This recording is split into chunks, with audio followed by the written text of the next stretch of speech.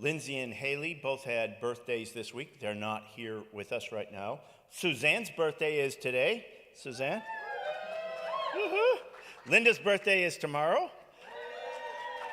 Once a year, she catches up with me for a few months, and then I speed on past her again. So tomorrow's the day she catches up with me for a while. And so, is there anything else, any other birthdays or any other announcements that we need to make? Well then, say it again. Oh, hers was just, and the 4th of July, woohoo! All right, sister, all right. We are so glad you guys are visiting with us again. Thank you for being here this morning. We want you to know that we want to answer whatever questions we can for you while you're here. If you hear something today and you wonder about it, you wonder, what does that mean? Or you wonder whether or not you agree with it, or you just plain don't agree with it and you want to talk about it, that's what we're here for. We don't hurry away right away. We're here in case you want to talk to us. Just grab us and ask us a question. And if there's anything we can help you with or pray with you about, any concerns or needs in your life that we can address, please let us know. Once again, Michael is usually available for quite a while after his message. He's not in a hurry to get out of here. And I'm available over here. Please reach out to either one of us. And then, without further ado, please stand with me for the reading of the Word of God.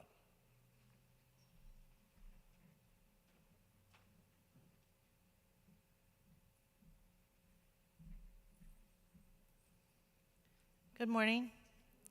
This morning I will be reading from James chapter 1, verses 19 through 27. Wherefore, my beloved brethren, let every man be swift to hear, slow to speak, slow to wrath. For the wrath of man worketh not the righteousness of God. Wherefore, lay apart all filthiness and superfluity of naughtiness, and receive with meekness the engrafted word, which is able to save your souls. But be ye doers of the word, and not hearers only, deceiving your own selves. For if any be a hearer of the word, and not a doer, he is like unto a man beholding his natural face in a glass. For he beholdeth himself, and goeth his way, and straightway forgetteth what manner of man he was. But whoso looketh into the perfect law of liberty, and continueth therein, he being not a forgetful hearer, but a doer of the work, this man shall be blessed in his deed. If any man among you seem to be religious, and bridleth not his tongue, but deceiveth his own heart, this man's religion is vain. Pure religion and undefiled before God and the Father is this: to visit the fatherless and widows in their affliction, and to keep himself unspotted from the world. This is the word of the Lord.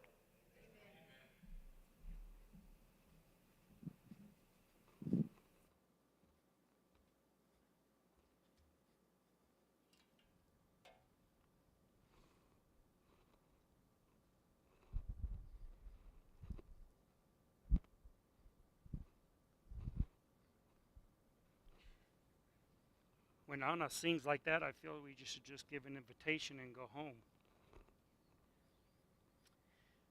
So we are looking at the Epistle of James. James is most likely, we don't know for sure, but it's most likely a very early book.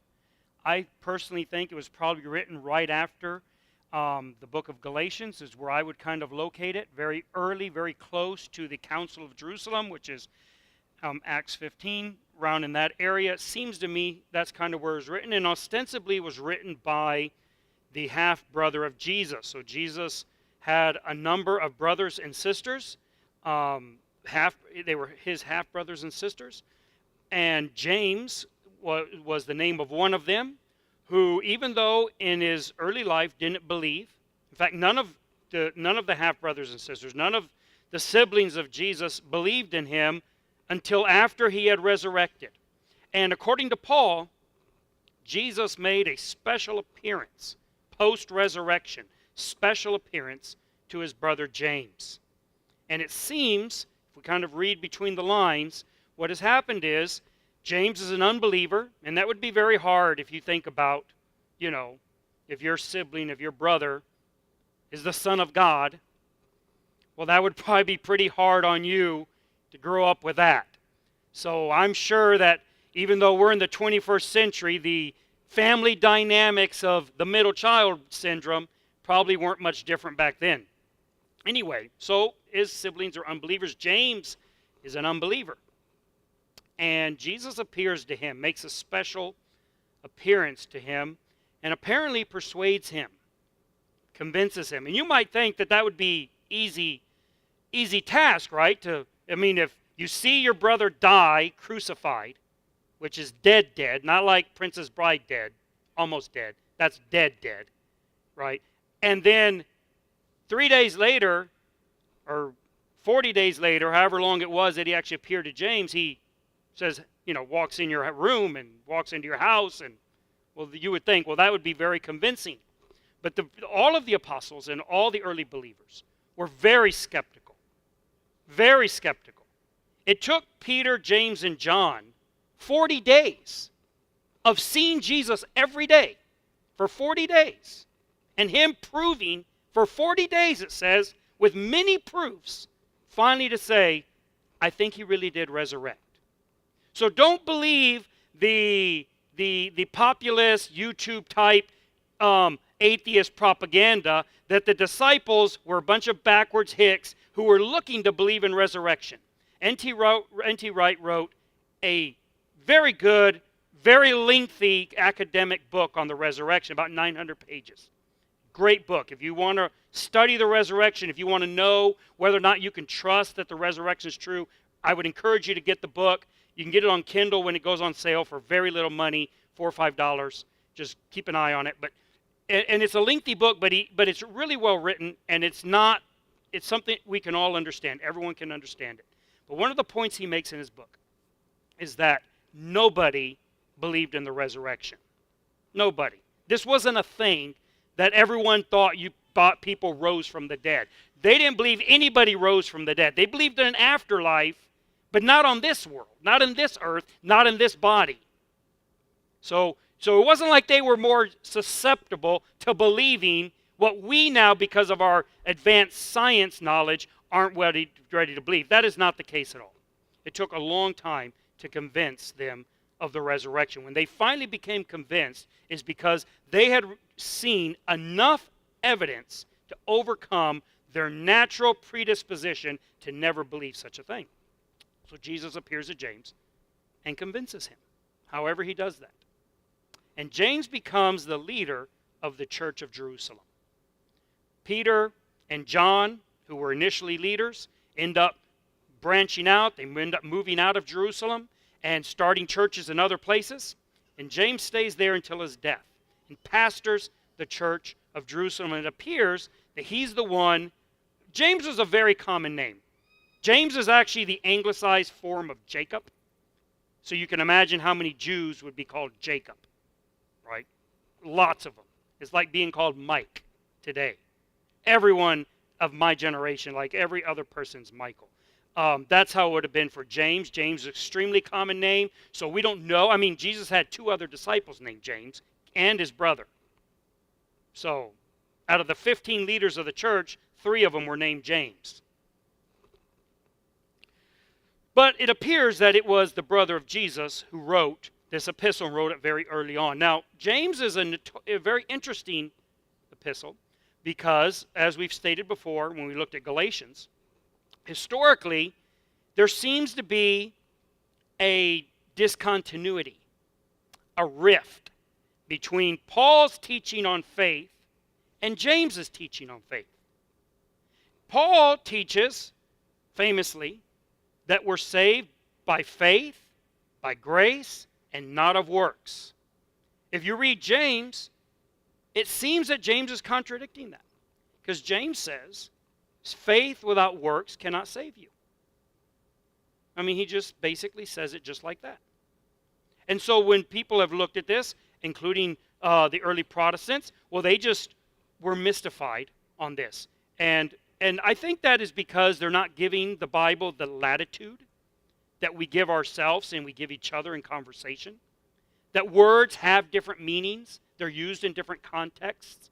And we have to give the Bible the same latitude, because it's just human beings that are writing this through inspiration, but they're writing it in their words. And the simplest way to reconcile the Epistle of James and the one of Galatians, for instance, is to understand that Paul is writing about idealized faith, the faith that we've talked about a lot here. What is faith? Faith is a relationship between a superior and a subordinate, that idealized relationship. And James is talking about the everyday practical type of faith, what you and I generally refer to when we say faith. We use the word faith. We're not referring to a deep inside connection with Christ and an identification with his death and resurrection.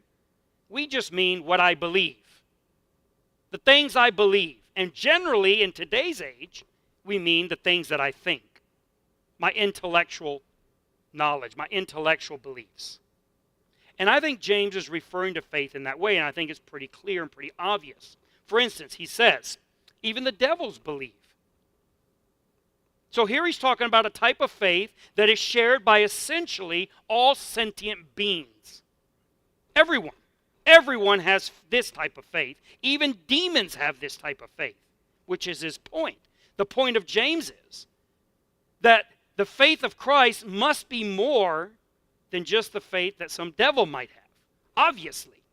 If your faith is no different than anyone else's set of beliefs in its nature and its impact, right? You just happen to believe different data points.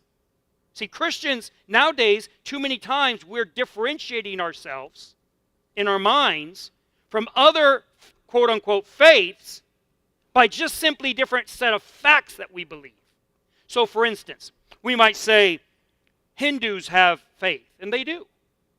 Absolutely. And so then we say, well, what is the difference between a Hindu faith and a Christian faith? And the answer for many of us would be, well, we believe different things.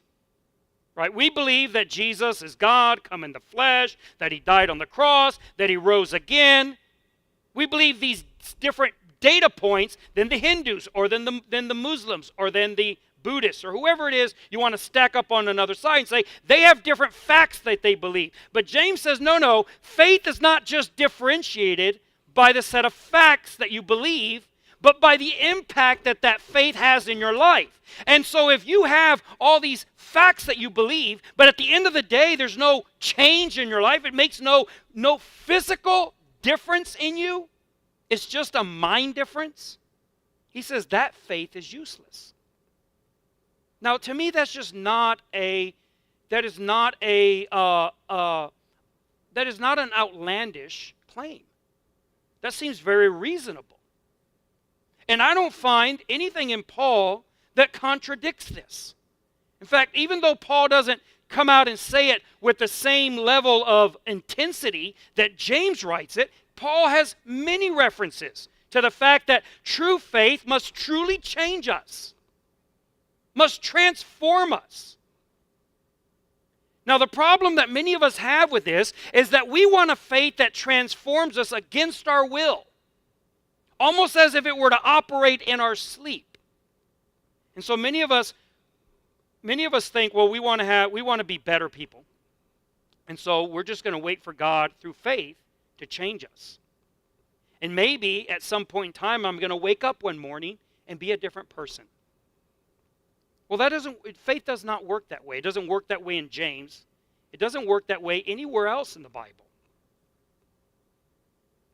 Now, James is very explicit about it. Your faith only works as far as you work it. Now, Paul said something very similar. I just want to, for one last time, I want to show you that Paul and James are not at odds. Paul wrote that we need to be engaged in working out our salvation with fear and trembling. So Paul was not of the mindset that you simply believe in Jesus and then sit back and wait for the transformation. And James is explicit in this. That faith must be accompanied by works, and faith without works is dead. In fact, he says that faith without works is like a spirit without a body. And it's very curious. it's very curious how he words that, because most of us would have inverted that order. We would have said it's like a body without a spirit, right? But he puts it and says it's a spirit without a body. And the reason why there's this disconnect is because of how we, in the modern day Christians, see the world. And as we see the world as evil. And only the spiritual things as good. Now, James is decidedly, and not just James, the Bible is decidedly against that notion. We think that what Jesus came to do is to save our spirits and liberate us from our bodies. And it's because of that view that we don't hold that what we do in our bodies, what we call works, is nearly as important as James says they are. So James put this huge emphasis on the works that we do, but we have a hard time understanding that emphasis because we kind of think, well, what the body does is really unimportant. It's what's in the spirit, it's what's on the inside. And yes, we go to verses like where Jesus really condemns the Pharisees because they were very careful to clean themselves on the outside. But on the inside, he says they were filthy. But see, modern-day Protestants have gone to the other extreme. We're all worried about being clean on the inside, even though the outside is filthy. And we think that's okay because what matters is the spirit. And James is saying, no, it's the whole. God, Christ did not come to just save your spirit. He came to totally transform and save every part of you. Every part. So the way that many of us are looking at it, it would be like saying that it doesn't matter if the windshield's cracked because it's only cracked on the outside. Well, obviously that doesn't work that way. Well, James is saying the same thing. You can't be satisfied that you're just cracked on the outside. Because it doesn't matter where the crack is, if it's on the inside or on the outside, it's going to hinder the light going through. It's going to hinder seeing through it. And that's what James is saying. He's saying, you can't just have faith on the inside. It'd be like a parent who says, because Christians are like, well, is it faith or is it works? But that's like, the whole argument is, look, I'm through and through a Protestant. I really am. So I don't want to be misunderstood. And if you want me to explain to you, I'm not going to get into it now today, but if you would like to sit down and I'll explain to you why the typical understanding or typical belief that salvation by works is logically and doctrinally flawed, I can explain that to you. But the problem we have is that because we try to defend salvation by grace without works, which is very much in need of defense, we often go overboard. And we start to talk about works as if they were bad. Paul says in Ephesians that we're saved not by works, but by grace and faith, because we are the work created to do good works. The verse that we all quote, that we are not saved by works, we stop in a mid-sentence because the final part of the sentence says is, we are the work created by faith to do works. Works and salvation go hand in hand. So it's like, the point I was going to make is this, having said that. We think of grace and works as being antithetical. But that would be like a parent saying, do I have to love my children or do I have to feed them? Like one or the other. Well, it doesn't work that way. We all know that. It's not one or the other. It's not, do I have to love my wife or do I have to be faithful to her? It's obviously both because they go hand in hand. You say, well, what matters is love. Yes, but any man who says, I love my wife, I just love all the other women also, he doesn't understand what love is then. You would say, well, then he doesn't really love her. That's what James is saying. Exactly. You say, well, I'm not a great person, but I really believe in God. James is saying, demons aren't great people, and they really believe in God also. But that faith is not the faith that the New Testament is promoting. The New Testament came to preach a faith that is unlike all others. All others. There's a couple books, I've mentioned them a couple times. You may not remember them, or maybe you weren't here. I'll mention them again. You can read them. They're really good books on this. One of them is by Teresa Morgan called Roman Family, Christian Family. Another is by Susan Elliott called Roman Empires and Christian Families. They're very similar books, and they both make the basic same case. And they're even though they're written by Christians, they're written from a secular viewpoint. They're just looking at society, secular society in the time of the New Testament. And they all make the same they both make the same basic point. And that is that the way faith was used and thought of in that time when the New Testament was written is unlike the way we think about faith today. Faith in the New Testament time, the way people thought about faith was dramatically different than the way Jesus came to explain faith. What he came to explain is that faith is not just in the intellect, and it's not just an ideal relationship, an idealized relationship that nobody actually ever attains to, which is the point they make in those books, right? Everybody wanted a faith relationship with their slaves, but it never existed. They said all the research they did, they could never find it ever actually to happen. But Jesus came to present and to give us a faith relationship that wasn't just idealized. It was real, and it could be experienced. And it was transformative. And James, I think very appropriately, is jealous over this thing. In fact, he starts off the book, right at the start, he says that he's going to talk about the faith of Jesus Christ. And it's an interesting way of phrasing it. He doesn't say the faith in Jesus Christ or the faith about Jesus Christ, but it's like his faith. It's almost as if James sees faith as the legacy that Jesus leaves. It'd be a way perhaps to think about it. If you think about him being the brother of Jesus and concerned with what his legacy might be, he's very concerned with people who are running around, even in his day, early on in the church, Christians in name only, running around talking about believing in Jesus, but they're not living a life that is appropriate to that belief. They're tarnishing the memory and the legacy of Christ. He's very concerned about that.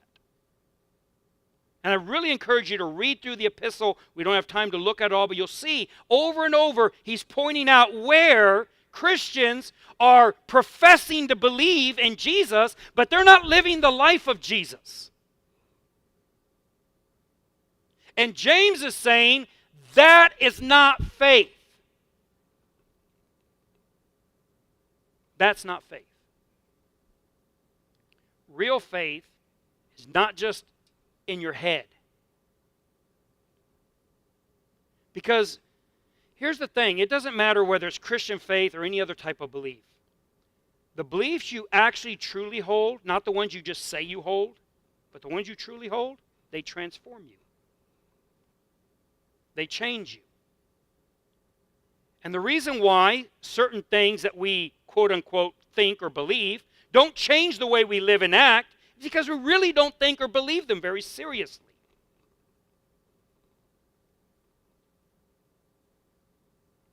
The moment they really take hold on you, they will transform your life. And James is talking about this transformation. And so he's very suspicious of Christians who are Christians in name only. Now here's the thing about what James is saying. He covers the gamut on works. They're not just the negative works of things you shouldn't do, even though he talks about those. He tells Christians, you need to clean up your way of speaking. I know it's kind of in vogue now for Christian influencers, especially if you see them on YouTube, and faith-based influencers to use cuss words and vulgar language, and they're like, we're connecting with culture or whatever, and it's kind of like, and even many Christians are starting to think, well, maybe they're just words. The Bible's very clear. Christians should talk different than other people. Not just in church. In fact, if you're only doing it in church, you're a hypocrite. If you don't speak in church the way you speak outside of church, you are a hypocrite. We should be the same people, in and out. And no, that does not mean we want you to come here and start swearing at us. That's not what we're saying. Just to be clear for next Sunday.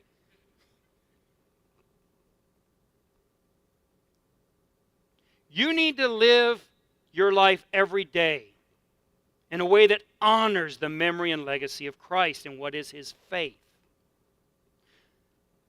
And so James is very suspicious of that. And he talks about the language we use. And some of the things we shouldn't be doing, how we should not be involved in immorality. But then he also talks about the positive works. See, this is one of the big problems with the idea that you can earn your salvation through works. Almost every time I've ever talked to anyone or heard anyone teach on that, they always mean negative works, things you don't do.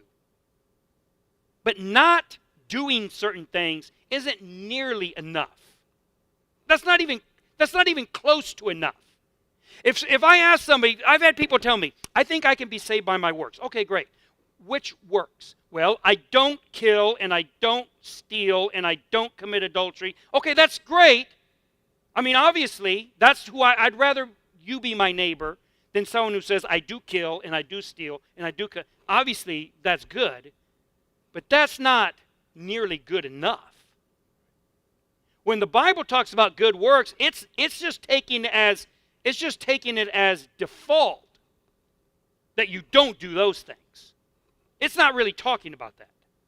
Good works are the things you do. Now, what do you do?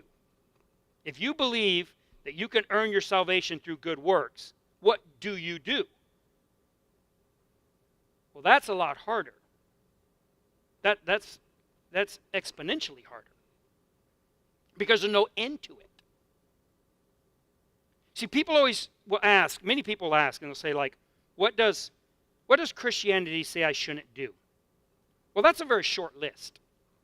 It really is. Even if we took all the commandments in the Bible, you're talking about, according to the Jewish rabbis, 613 of them. That's a short list. Easy list. But Christianity isn't about what you shouldn't do. It's about what you should do. And that is an infinite list. In fact, it just comes to the point where the scriptures say, if you know to do something, if you know that doing something would be good, and you don't do it, that is sin. Now, how are we doing on that standard? Very poorly. This is the problem with the idea of earning your salvation through works. But James is talking about this when he talks about the faith that produces works. It's not just the faith that produces a personal moral piety. It's a faith that produces positive actions that benefit others. In fact, in our text, what does he say? As kind of a summary. This is the pure and undefiled religion before God and the Father. What is it? Visit the orphans and the widows in their affliction and keep yourself unspotted from the world. So, care for people who are poor, oppressed, and suffering, along with keeping yourself from doing things you shouldn't do. He says that is real religion. Real religion is not having all the data points in your head and knowing all the doctrines. This is one of the things that radically changed how I look at certain beliefs I hold. I started evaluating those beliefs. Not whether they were true or false. Most of them I still think are true. I still hold to them very strongly. But I changed a lot on how I present them and how I think about them. Because I started applying this test to all of those intellectual beliefs that I would fight everyone over. How do they make me better? Am I holier than the person who disagrees with me on that point?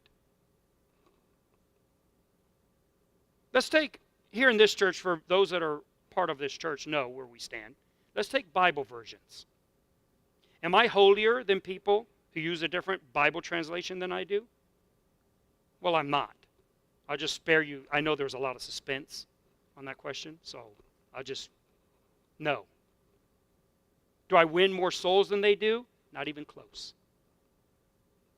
In fact, when I sat down and thought about it on that point, and there were others, I couldn't think of a single thing where that view had any real impact in my real life. The only thing I could come up with is that the only thing better about that view than the other view is it's right. Now, there's something to that. I like being right. And not just because I like to say I'm right, but I don't like to be wrong. I want to be right. And I'm willing to change many things I believe dramatically and eat lots of crow because I'd rather be right than wrong. Because right is reality and wrong is fantasy. And I don't want to live in a fantasy world. But if that's the only thing you have going for you, then you have a faith with no fruit. Now, we need to be concerned about whether or not our faith is producing anything. Because faith without works is dead. We need to be examining our life, and this is what James is trying to tell us to do. We need to examine our life, and we need to know, is our life producing the type of fruit? I was watching a interview with a ex-Navy SEAL. Some of you may know him. His name is Eddie Penny. He was a Navy SEAL. He was in Buds. He was being interviewed, and he says he grew up a Christian, in a Christian home, a nominal Christian. And he was in the service, and as a Navy SEAL and everything, he says he really regrets he never lived as a Christian at that time. Since coming out of the service, he reconnected with his faith, and he got real serious about it. And I think he's a real Christian. He talks like one as far as I can tell. And he said an interesting thing in that interview.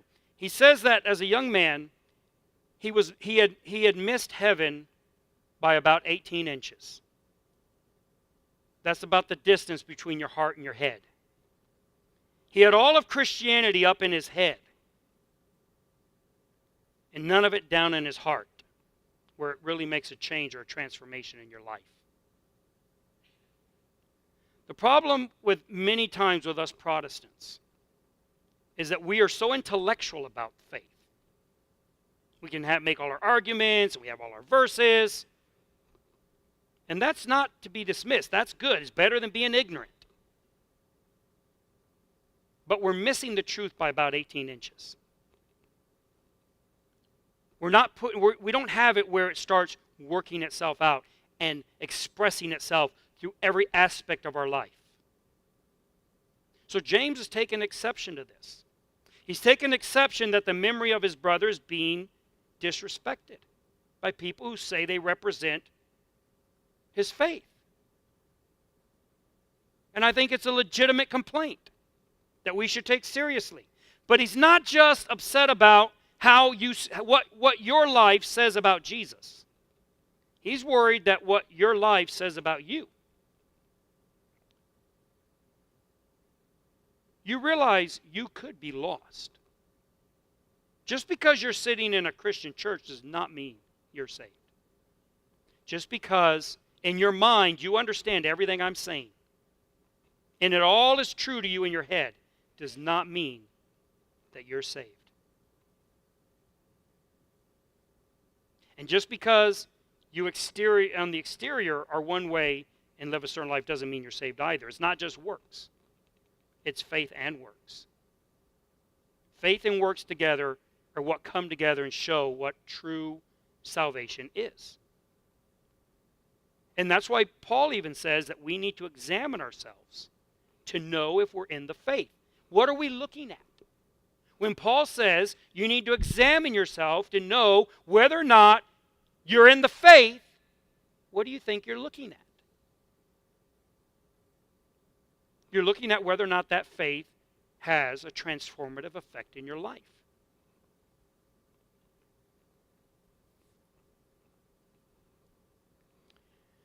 So this is what James is concerned about. He's not just concerned with the memory of Christ. He's concerned with whether or not you're saved. He wants you to be right with God.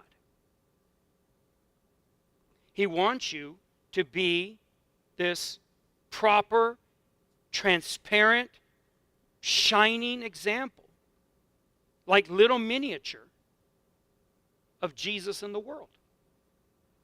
That's what he wants out of you. He wants that for you.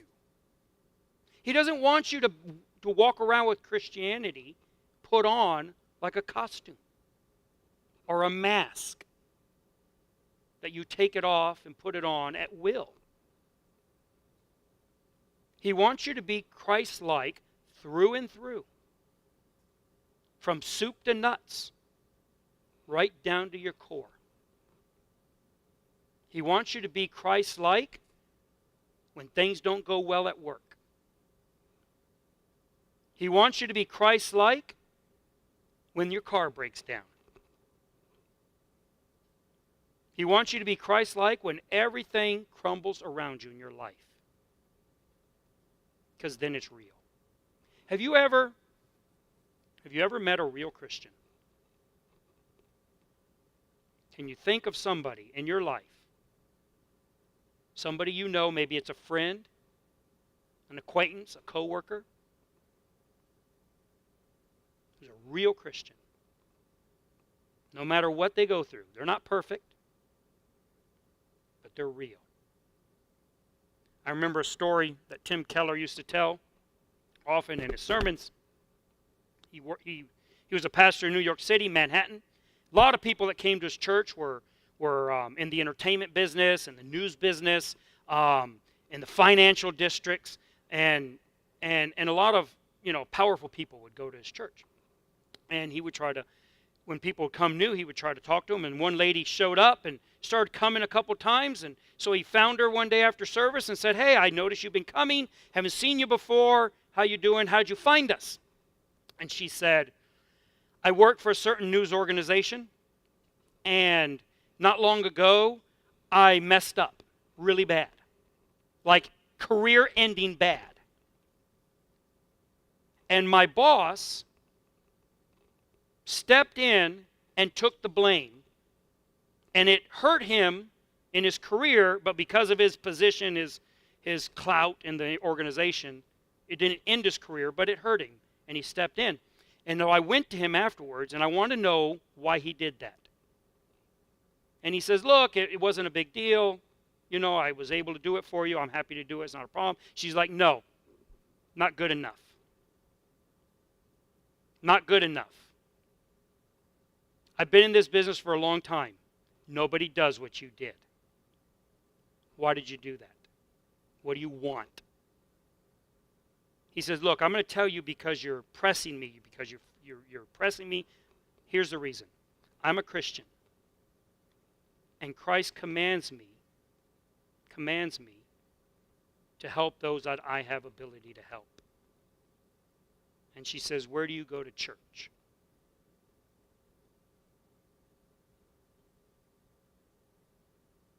I hope all of you in your life know a real Christian, because that's someone you can model yourself after. Talk to. Say, "Hey, how can I be a real Christian?"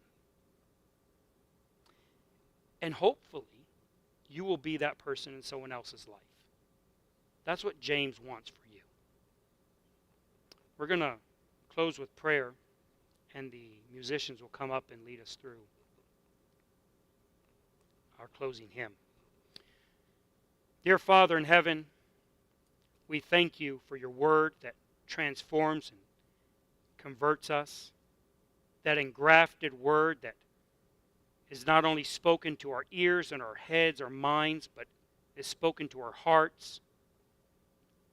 And it slowly begins to expand and set down roots and put up branches. And it just grows and fills us and breaks apart the hard places of sin and makes us into the image of your Son to the world.